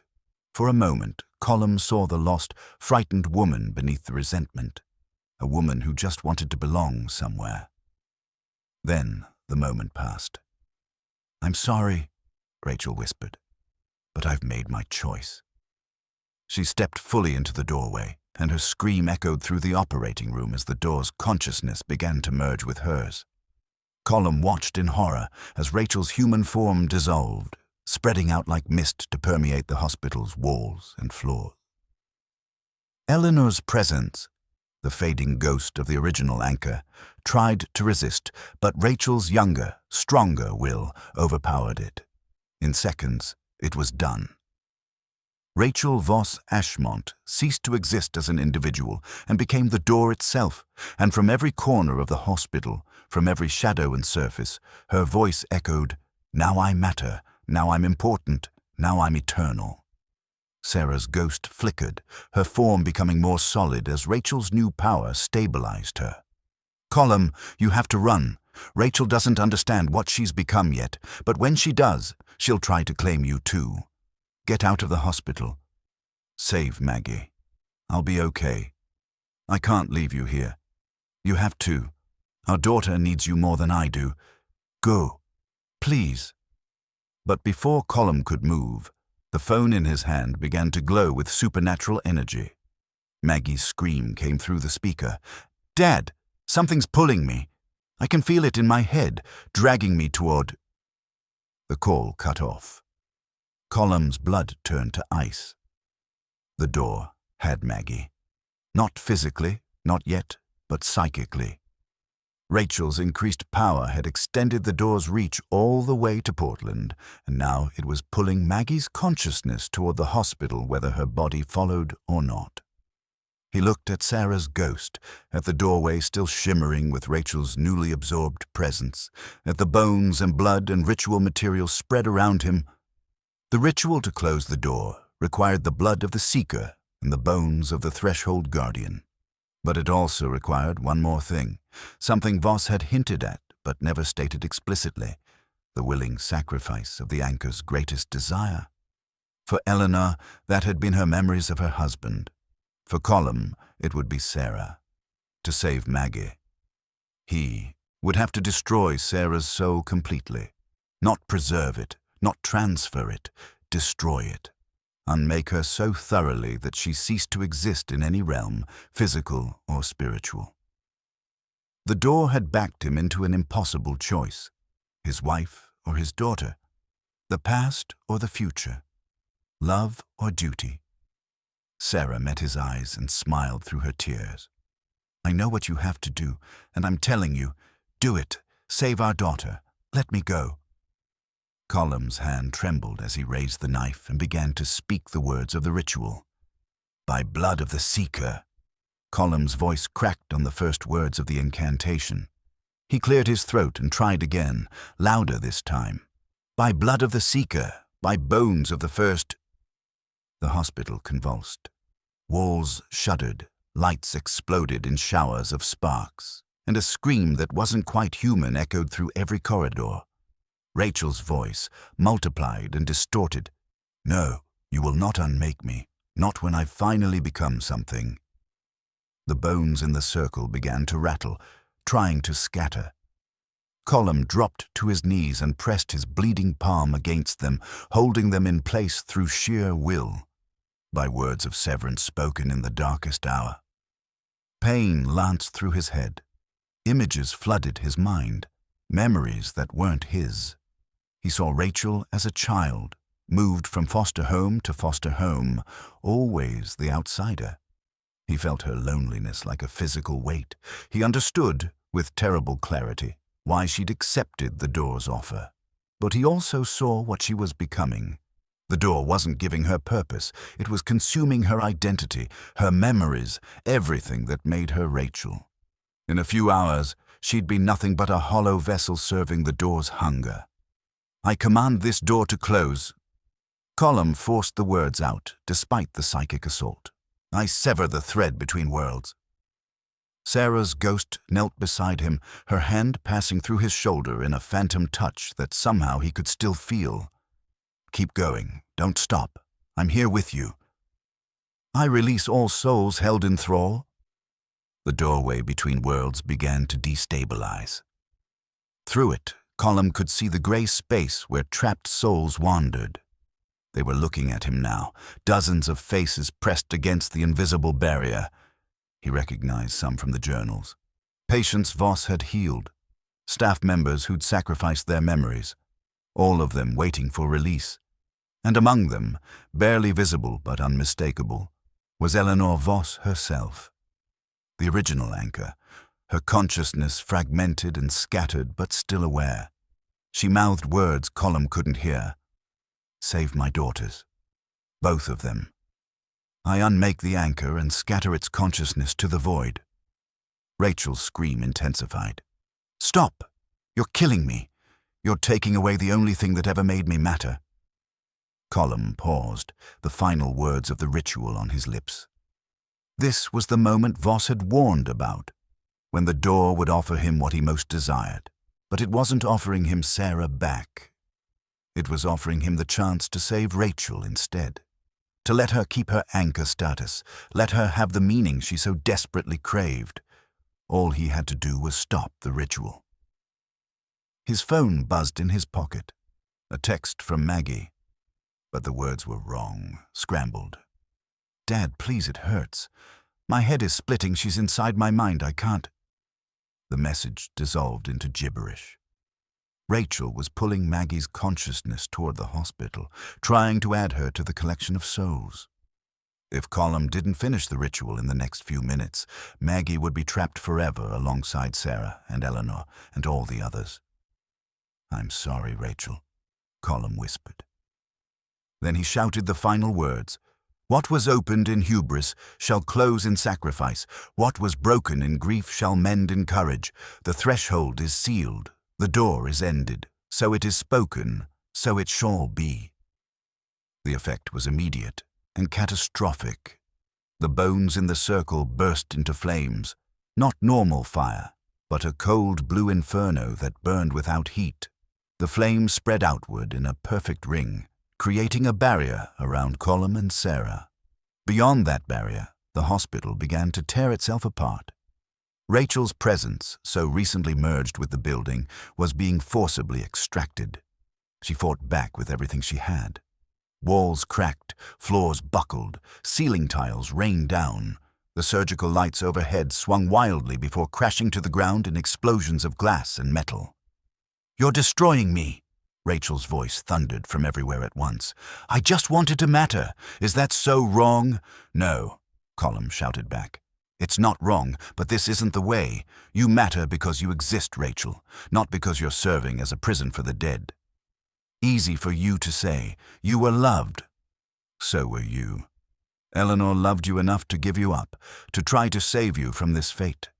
Sarah would have loved you if she'd known you existed. And Maggie is waiting to meet you, the real you, not what the door has made you into." The flames were spreading beyond the circle now, consuming the doorway itself. Colm could see it closing, the grey space on the other side shrinking. The trapped souls were moving toward it, ready to pass through to whatever came next. Sarah stood and walked to the edge of the burning circle. "Rachel, listen to me. I know you're frightened. I know you feel like you're being erased, but what's being destroyed isn't you. It's the door's corruption of you. Your real self, your actual identity, that can survive this. You just have to let go." "I don't know how to let go. I've spent 50 years holding on. Then let me help you." Sarah stepped through the flames and into the collapsing doorway. Her ghost form solidified as she moved, becoming almost physical. She reached out toward where Rachel's consciousness swirled in the air. "Sister, let me carry you through. We'll go together. But you'll be destroyed. The ritual will unmake you. I know. But maybe that's what we both need, to be unmade so we can be remade on the other side, free from this place and its curse." Colm realized what Sarah was doing. The ritual required the willing sacrifice of the seeker's greatest desire. He thought that meant he had to actively destroy Sarah's soul. But Sarah was offering herself as the catalyst, walking into the dissolution willingly, bringing Rachel with her. "Sarah, wait!" Colm reached for her, but she was already beyond his grasp. "Take care of Maggie," Sarah said, her form beginning to dissolve. "Tell her I love her. Tell her I'm proud of her. And Colm, thank you for fighting for us, for being brave enough to let me go." "I love you," Colm choked out. "I never stopped loving you." "I know. I love you too, but it's time for both of us to move forward." Sarah smiled one last time, and then she merged with Rachel's consciousness. The two sisters, separated at birth and united only in death, became a single, brilliant point of light. The light exploded outward, and the doorway imploded. Colm was thrown backward by the blast, crashing into the wall hard enough to knock the wind from his lungs. When he could see again, the grey space was gone. The doorway was sealed, and where Sarah and Rachel had stood, there was nothing but empty air and the fading scent of lilies. The bones in the circle had turned to ash. The flames had died out. And the hospital, the building that had been alive with supernatural energy for 50 years, went completely silent. It was over. Colm lay on the floor, staring at the ceiling, tears streaming down his face. He'd done it. He'd closed the door. But the price, losing Sarah not just once but twice, felt unbearable. His phone buzzed. This time the message was clear. "Dad, the pressure's gone. I can think again. What happened? Are you okay? Colm forced himself to sit up and type a response with shaking hands. It's over. The door's closed. You're safe. I'm coming to see you. What about Mom? He closed his eyes against fresh tears. She's free. She's at peace. And she wanted me to tell you that she loves you and she's proud of you. A pause. Then, I love you, Dad. Please come home soon. I will, sweetheart. I promise. Colm pocketed the phone and looked around the operating room. It looked like a tornado had hit it. Debris everywhere, walls cracked, equipment destroyed. But it felt different. Lighter. The oppressive weight that had permeated the hospital was gone. He stood on unsteady legs and made his way to the door. The hallway beyond was equally destroyed, but navigable. He picked his way through the wreckage toward the front entrance, where he could see the first light of dawn breaking through the windows. Sheriff Harnett was waiting in the parking lot, his patrol car's lights casting red and blue shadows across the devastated building. The sheriff stood when he saw Colm emerge, his expression somewhere between relief and disbelief. Jesus Christ, Jericho. I thought you were dead. The whole building shook like an earthquake. What the hell happened in there? Colm looked back at the hospital. In the growing daylight, he could see the full extent of the damage. Windows were shattered, part of the roof had collapsed, and cracks spiderwebbed across the brick facade. It looked like what it was, a building where something impossible had occurred and ended. I closed the door, Colm said simply. It's over. Harnett studied him for a long moment. Your wife? She's gone. Really gone this time. But she's free. They both are. Both. Long story. Colm pulled out the letter he'd written to Maggie and tore it up. He wouldn't need it after all. What happens to the building now? County will probably condemn it as structurally unsound and tear it down. Best thing for everyone. Harnett hesitated. Did you find any peace in there? Colm considered the question. He'd lost Sarah twice. He'd discovered his wife had a twin sister and watched her be consumed by the door. He'd performed an impossible ritual and destroyed the souls of 2 women in order to save his daughter. Peace seemed like the wrong word for what he felt. But he had closure. He had freed Sarah from her trap. He had saved Maggie from a supernatural curse. And he had the chance now to rebuild his relationship with his daughter without the weight of the past dragging them both down. Yeah, Colm said finally. I found peace. Or at least the beginning of it. Harnett nodded and gestured to his patrol car. Come on. Let's get you some coffee and a warm meal. You look like you've been through hell. I have. Colm took one last look at the hospital. The building that had been Sarah's prison and his purgatory. But I made it out. They drove back to Ashmont as the sun rose over the mountains, painting the sky in shades of gold and pink. Colm watched the hospital disappear in the rearview mirror, getting smaller and smaller until it was just another abandoned building in a forgotten town. He pulled out his phone and texted Maggie. Heading your way. Be there by tomorrow evening. We have a lot to talk about. Her response came almost immediately. Can't wait to see you, Dad. Drive safe.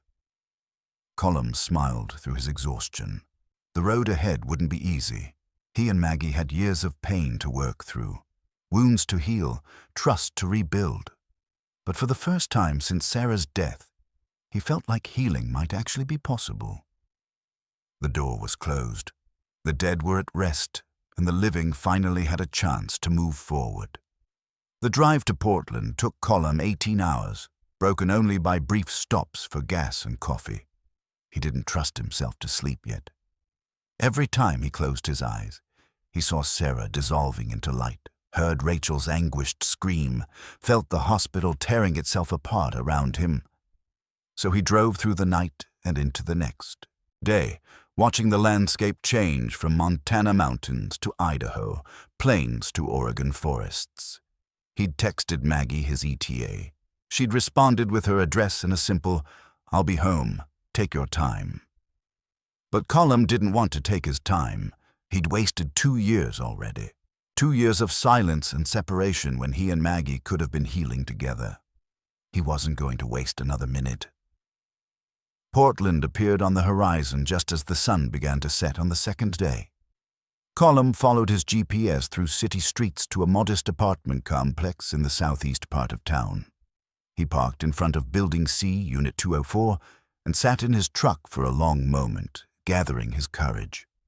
This was different from facing supernatural doors and vengeful ghosts. This was facing his daughter, the person he'd failed when she needed him most. This was being vulnerable and honest and risking rejection from the only family he had left. Colm got out of the truck and walked to the building entrance. His legs felt unsteady, partly from the long drive, partly from nerves. He climbed the stairs to the second floor and found Unit 204. He raised his hand to knock, then hesitated. What if she'd changed her mind? What if seeing him in person brought back all the anger and pain from the funeral? Before he could spiral further into doubt, the door opened. Maggie stood in the doorway, and Colm's breath caught. She'd cut her hair since he last saw her. It was shorter now, just past her shoulders. She wore jeans and an oversized sweater, and her face was bare of makeup.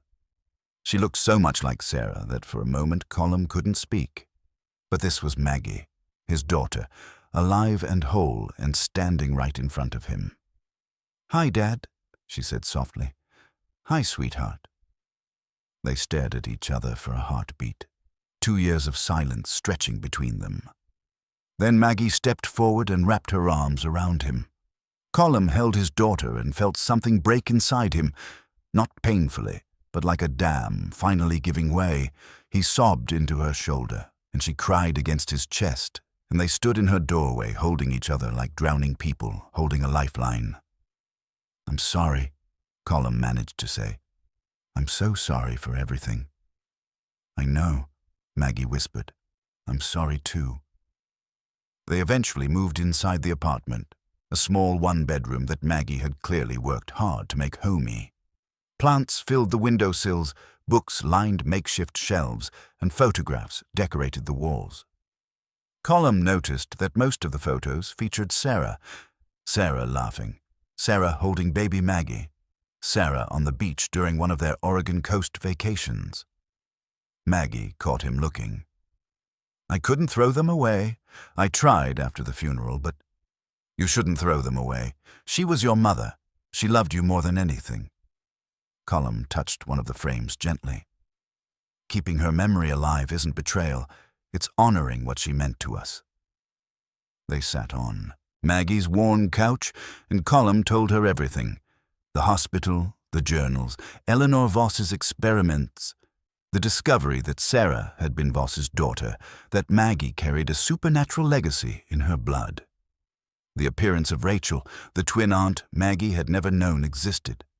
And finally, the ritual that had closed the door and freed Sarah's soul. Maggie listened without interrupting, her expression cycling through disbelief, fear, grief, and finally a kind of sad acceptance. "So Mom was trapped," she said when he finished. "For 2 years, she was caught in that hospital, unable to move on.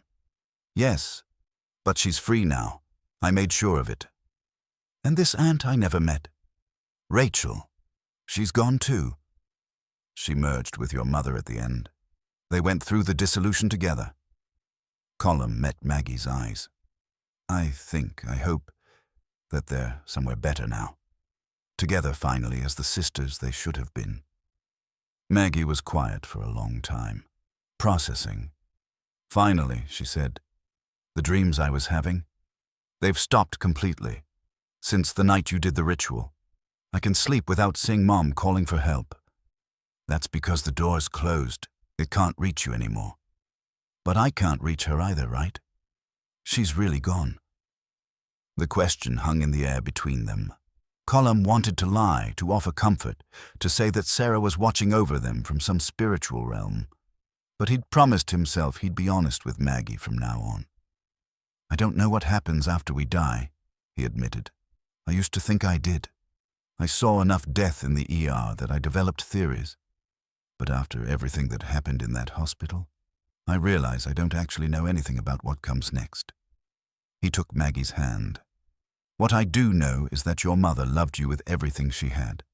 That love doesn't just disappear when someone dies. It stays with the people they loved. It's in the memories we carry, the lessons they taught us, the ways they shaped who we are." Maggie squeezed his hand. "You sound like her. Mom always said stuff like that when I was scared." "She was smarter than me about most things. She would have wanted us to fix this, to be a family again." "I know." Colm's voice cracked. "I just don't know if I know how anymore. It's been so long since we talked, Then we learned together." Maggie's smile was tentative but genuine. "We figure it out as we go. No more running away, no more hiding from grief. We deal with it together." Colm pulled his daughter into another embrace. "Together," he agreed. "I'm not going anywhere this time, I promise." They spent the rest of the evening talking, really talking, for the first time in 2 years. Maggie told him about her job at a crisis hotline, about her decision to go back to school for counseling, about the therapy that had helped her process Sarah's death. Colm talked about the lost months after he left Seattle, about the emptiness that had driven him to buy a haunted hospital, about the lesson he'd learned about letting go. As the night deepened, Maggie made them dinner. Nothing fancy, just pasta and salad, but it was the first home-cooked meal Colm had eaten in months. They sat at her small kitchen table, and the normalcy of it almost brought him to tears again. This simple act of sharing food, of being together in a warm, safe space. It was everything he'd lost and thought he'd never find again. "Can I ask you something?" Maggie said as they were cleaning up. "When you saw Mom in the hospital, her ghost, I mean, what did she say about me?" Colm dried a dish carefully, choosing his words. "She said she was proud of you, that you were taking the pain of losing her and turning it into something meaningful by helping others. She said saving you was more important than saving her." Maggie's eyes filled with tears. "I wish I could have told her I was sorry. For the funeral, for the things I said to you, for not being there when she died. She knew. Your mother understood grief better than most people. She would have forgiven you instantly." Colm set down the dish and turned to face his daughter. "But more than that, there was nothing to forgive. You were 17 and watching your mother die. Nobody handles that gracefully. I certainly didn't. You were with her at the end. That's what mattered. But I failed her in other ways. I worked too much during her treatment. I focused on research and second opinions instead of just being present. I was so terrified of losing her that I couldn't actually be there for her while I still had her." Colm's voice dropped to a whisper. "We both have regrets, Maggie. The question is whether we let those regrets destroy us, or whether we learn from them and do better." Maggie hugged him again, and they stood in her tiny kitchen holding each other while the dishwater grew cold in the sink. Later, Maggie showed him the music box Colm had retrieved from the hospital ruins before leaving Ashmont. It was one of the few artifacts that had survived the building's collapse. The antique music box from room 7, the one that had played Sarah's lullaby. Sheriff Harnett had mailed it to Maggie at Colm's request. "I was afraid to open it at first," Maggie admitted, running her fingers over the ornate casing. "I thought it might be cursed or something." "It's not cursed, it's just a music box." Colm smiled sadly. "But it belonged to your mother in a way. It was the last thing connecting her soul to the hospital. I thought you should have it." Maggie wound the key on the bottom and lifted the lid. The familiar lullaby began to play, tinny and sweet. The tiny nurse figurine inside twirled slowly. "Hush, little baby, don't say a word," Maggie sang along softly. "Mama's gonna buy you a mockingbird." Colm joined in for the next line. "And if that mockingbird won't sing, Mama's gonna buy you a diamond ring." They sang through the entire lullaby together, their voices blending the way they used to during bedtime routines when Maggie was small. When the music wound down and stopped, they sat in comfortable silence. "Thank you for this," Maggie said, closing the music box gently. "For bringing me something of Mom's, for everything you did to free her. I wish I could have done it sooner, before she suffered for 2 years trapped in that place. You did it when you could. That's what matters." Maggie set the music box on her bookshelf next to the framed photos of Sarah. "And now we get to remember her without that shadow hanging over us. We get to grieve properly and heal properly." Colm nodded, feeling the truth of it. The weight he'd been carrying since Sarah's death had lifted. Not completely. He would always miss her, always carry the ache of her absence. But the desperate, suffocating quality of his grief had transformed into something more manageable, something he could live with. "Where will you go now?" Maggie asked. "Do you have somewhere to stay?" "I hadn't thought that far ahead. I've been living out of motels in my truck for months. I guess I'll find another motel." "Stay here," Maggie interrupted. "I have a pull-out couch. It's not fancy, but it's better than a motel. Stay until we figure out what's next. For both of us." Colm felt a surge of gratitude so intense it was almost painful. "Are you sure? I don't want to impose. Dad, you just fought a supernatural entity to save my soul. The least I can do is offer you my couch." Maggie smiled, and it was Sarah's smile, warm and genuine and full of love. "Besides, we have 2 years to catch up on.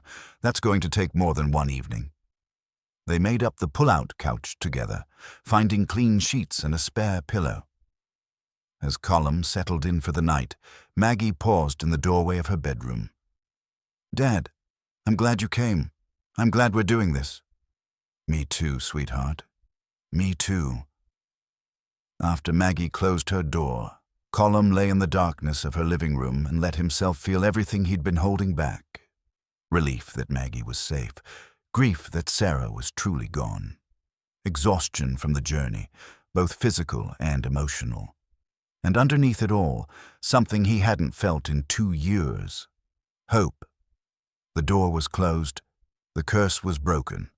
Sarah and Rachel were at peace, and he and Maggie had the chance to rebuild what grief had almost destroyed. Colm pulled out his phone and looked at the last photo he had of the 3 of them together. Sarah between him and Maggie at Maggie's high school graduation, all of them smiling. It had been taken just months before Sarah's diagnosis. They'd had no idea what was coming, no sense of how little time they had left. But they'd been happy in that moment. They'd been a family. "Thank you," Colm whispered to Sarah's image, "for giving me the strength to let you go, for loving Maggie enough to sacrifice yourself, for everything." He set the phone on the coffee table, closed his eyes, and for the first time in 2 years, slept without nightmares. 3 months passed. Colm stood outside a small community college in Portland, his worn leather briefcase containing lecture notes for his afternoon class.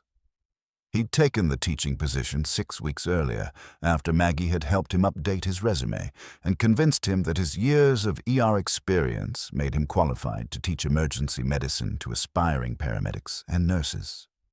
The students were younger than he was used to working with, and the classroom environment was vastly different from the organized chaos of an emergency room.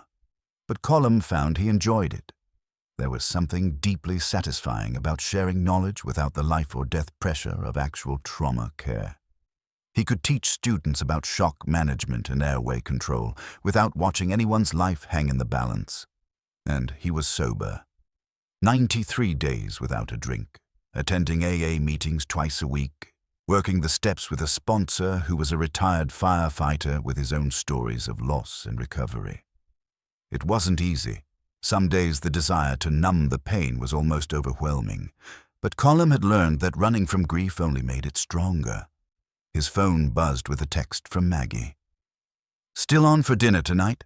I'm making Mom's lasagna recipe." Colm smiled and typed back, "Wouldn't miss it. Need me to bring anything? Just yourself.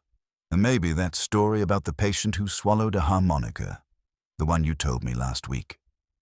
Deal. They'd fallen into a comfortable routine over the past 3 months. Dinner together twice a week, phone calls most other days, occasional weekend trips to the coast where they'd walk the beaches Sarah had loved. It wasn't the relationship they'd had before her death. That innocent, easy connection was gone, changed by grief and separation. But this new relationship was deeper somehow, built on honesty and shared pain and the conscious choice to show up for each other, even when it was hard. Maggie had started graduate school, working toward her counseling degree. She'd told Colm that watching him fight to close the door, seeing him choose to save her even when it cost him everything, had shown her what real love looked like. She wanted to help others find that kind of courage in their own struggles with loss and trauma. Colm finished his afternoon lecture, a session on traumatic brain injuries that had his students taking furious notes, and headed to his truck. The vehicle was the same battered Ford he'd driven to Montana, but he'd cleaned it out, fixed the check engine light that had been on for 6 months, and started treating it with some respect. Small things, but they mattered. Taking care of his possessions, his health, his responsibilities, these were the building blocks of a life worth living. As he drove to Maggie's apartment, Colm found himself thinking about Sarah. He thought about her every day, but the quality of those thoughts had changed. The desperate, clawing grief that had characterized the first 2 years after her death had softened into something gentler. He could remember their good moments without being crushed by the knowledge that there would be no more. He could look at her photographs without feeling like he was being torn apart. The door closing had done that. Knowing Sarah's soul was free, that she wasn't trapped in some gray limbo calling for help. It had given him permission to let her rest, to honor her memory without being paralyzed by her loss. Maggie greeted him at her apartment door wearing an apron covered in tomato sauce. Fair warning, I'm not sure I got Mom's recipe exactly right. It might be terrible. I'm sure it's perfect, Colm said, hugging her. The lasagna was, in fact, almost identical to Sarah's version. As they ate, Maggie told him about her classes, about a particularly challenging client at the crisis hotline where she volunteered, about the small triumphs and frustrations of daily life. Colm shared stories from his teaching, about students who reminded him why he'd gone into medicine in the first place, about the satisfaction of seeing knowledge take root. After dinner, they sat on the couch with coffee, the music box on the shelf playing its gentle lullaby. It had become a ritual for them, ending their dinners together with Sarah's song, a way of including her in their healing. I've been thinking about something, Maggie said during a pause in the music. About Rachel. Colm set down his coffee cup. What about her? She spent her whole life feeling like she didn't matter, like she was the daughter nobody wanted, and then she died, or dissolved, or whatever happened, still believing that. Maggie's expression was thoughtful. I wish I could have known her. I wish I could have told her that she mattered to me. She knew at the end, Colm said gently. When your mother merged with her, when they went through the dissolution together, Rachel wasn't alone anymore. She had the sister she'd been denied her whole life. That counted for something. Do you think they're together now, wherever people go after they die? Colm considered the question carefully. I think, and this is just hope, not knowledge, that when Sarah and Rachel dissolved, they became something new. Not two separate people, but not gone either. Something that transcends our understanding of life and death. He took Maggie's hand, and I think wherever they are, they're finally at peace. Maggie nodded, wiping away a tear. I like that. They sat in comfortable silence as the music box wound down. When it stopped, Colm stood and pulled something from his briefcase, a small wooden box he'd been carrying for weeks, waiting for the right moment. I have something for you, he said, handing it to Maggie. She opened the box carefully. Inside was Sarah's wedding ring, the one Colm had worn on a chain around his neck for 2 years. Gleamed in the lamplight, a simple gold band worn smooth by decades of wear. "Dad, I can't take this. Please." Colm's voice was gentle but firm. "I've been holding on to it because I wasn't ready to let go, but I am now. Your mother would want you to have it. Not to wear necessarily, but to keep. As a reminder that love doesn't end when someone dies, it just changes form." Maggie held the ring up to the light, tears streaming down her face. "Thank you. For this. For everything you've done. For coming back. Thank you for letting me back in. For giving me a second chance." They embraced, and Colm felt something click into place, a sense of completion, of circles closing and new ones beginning. He'd bought an abandoned hospital for $50, thinking he was buying a chance to rebuild his life. Instead, he'd found a doorway to his past, a connection to his wife's hidden history, and ultimately, the path to freeing both her soul and his own. The door was closed. The ghosts were at rest, and the living finally had permission to move forward. As Colm left Maggie's apartment that night, walking to his truck under a clear Portland sky, he thought about all the things he'd learned. That grief was not a problem to solve, but a process to move through. That letting go wasn't the same as forgetting. That sometimes the greatest act of love was releasing what you couldn't save. He pulled out his phone and looked one last time at the photo of the 3 of them, Sarah, Maggie, and himself on graduation day. They looked so happy, so unaware of what was coming. But they'd had that moment. They'd had thousands of moments, years of love and laughter and ordinary magic, and nothing, not death, not time, not supernatural forces, could take those away. Colm smiled at the photo, kissed his fingertips, and pressed them to Sarah's image. "Rest well, my love.